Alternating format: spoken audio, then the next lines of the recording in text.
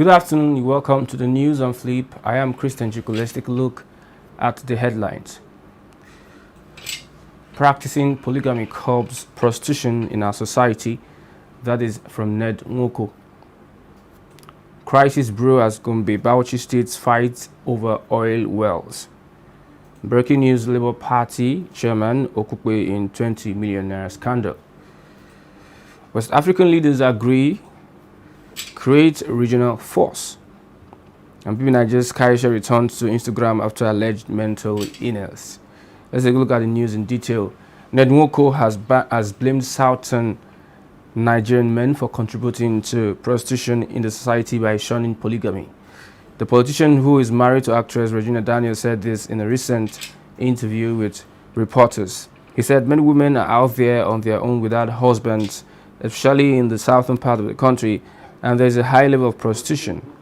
What some of our girls do to make ends meet is regrettable, and if our men emulate their northern counterparts by having more than one wife, that could probably change the situation.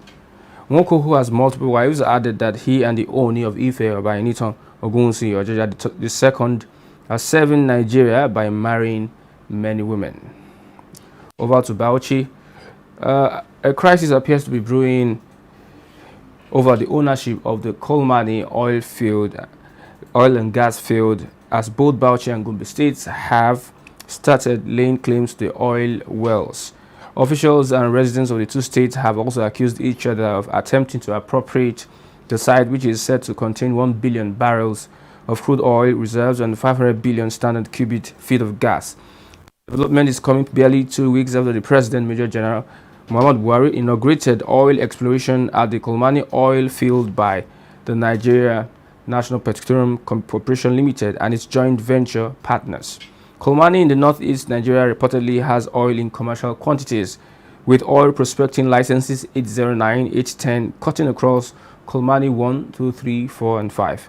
While insisting on Gombe's ownership of the contentious Kolmani field, the special advisor to Gombe State Governor on Information Management and Strategy, Alhaji Ahmed Gara Gombe, blamed the Boundary Commission for the controversy. He stated the truth of the matter is that the Kolmani oil well is in Gombe State, Ako local government, Pinniga Emirate, Thai district, Katanga, Mamuda ward. It has nothing to do with Bauchi State or Alka Leri local government. If putting the record straight is what is seen as a crisis, so be it. The National Boundary Commission, the NNPC, are hypocrites in this matter. They know the truth and they should come out clean. He noted again, we need an independent jury to determine and verify our claims. Our people whose land was dubiously taken in the name of Access Road and were paid 64,000 to 117,000 naira as compensation by the NNPC must be paid appropriately. NNPC must go to Gombe side and also construct a road like they did on the Bauchi side. Beside Pinniga to Kolmani is shorter and friendly terrain than Bauchi, which is longer and an unfriendly terrain. Echoing the governor's aide, a lawyer, Abdullahi Inuwa, blamed a former group managing director of the NNPC who passed on recently for awarding the land to Bauchi State.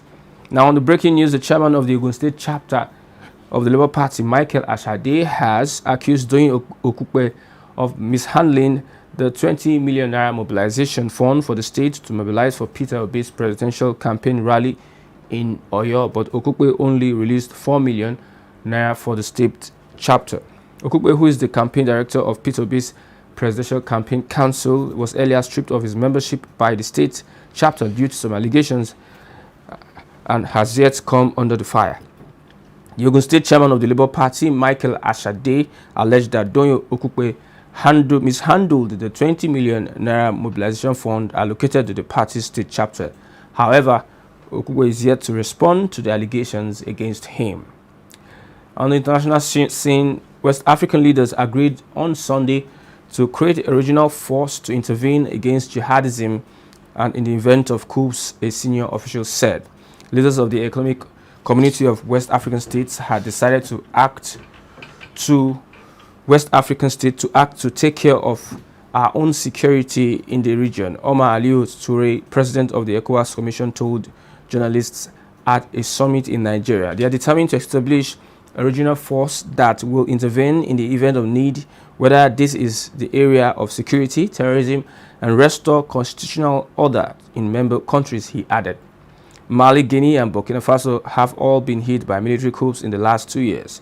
Several countries in the region are also suffering from the spread of jihadism, including Mali, Burkina Faso, and Niger, and southwards to the Gulf of Guinea.